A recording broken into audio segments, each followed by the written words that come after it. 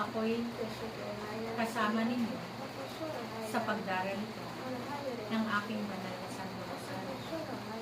Sa araw ng inyong pagdarasal, ako'y katuwang ninyo sapagkat ako'y nananalangin doon sa paanan ng Diyos upang ang lahat ng mga hinihingi ninyo ay patuloy na inyo'y makanta sa inyong mga buhay.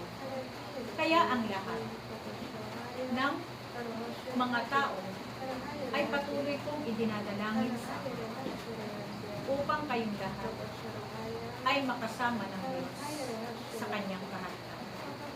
At tunay na hindi kayo mapapahamak. Kaya ako'y patuloy na nananalangin sa paanan ng Diyos. Kaya kayo na mga hinirang ng Diyos, naway patuloy kayong magtiwala, manalig, sumampalataya, at panaligan ninyo ang mga naririnig ninyo, mga mensahe ng Ama. Sapagkat ito ang kanyang mga aral at turo na dapat ninyo isabuhay sa inyong mga buhay. Naway patuloy kayo nakaugnay sa Diyos at huwag kayong lalayo sa kanyang piling. Sapagkat sa piling ng Diyos, kayo ay makakamit ninyo ang kanyang mga pangako na kaligtasan at buhay na walang hanggan.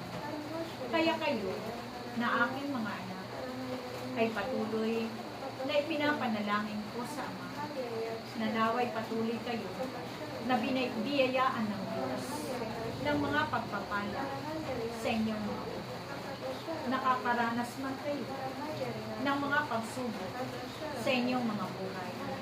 Ngunit ang Diyos na inyong pinaglilingkuran, tunay na hindi niya kayo iniiwan magpakailanman. Kaya magpatuloy lang kayo. Huwag kayong hihinto sa inyong pananalangin. Patuloy na kayo'y manalangin ng aking banal na Santo Rosario sa araw-araw ng inyong mga buhay. Sa araw ng bukas ay magtitipon kayo, aking mga anak. Nawa, sa paggising ninyo sa umaga, manalangin kayo ng aking banal na Santo Rosario. Kayo'y magpuno ng panalangin upang kayo'y hindi gambalahin ng masamang espiritu. Sapagkat sa gawain ng Diyos, ang masamang espiritu ay laking nakapaligid doon. Kaya palagi ninyong hingin sa Diyos na linisin niya ang inyong mga puso at patuloy na kayo'y humingi ng pag-ibig sa Diyos.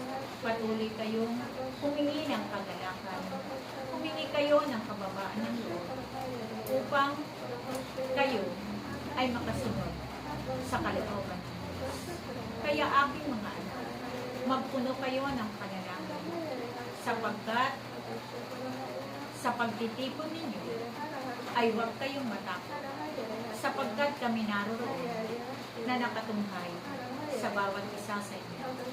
Salamat sa inyong lahat na nananalig at nananampalataya sa Ama. Kailanman ay huwag kayong matitinag sa inyong pananampalataya sa Diyos. Manalig kayo na may Diyos na hindi niya kayo iiwan magpakailanman. Salamat sa inyong lahat.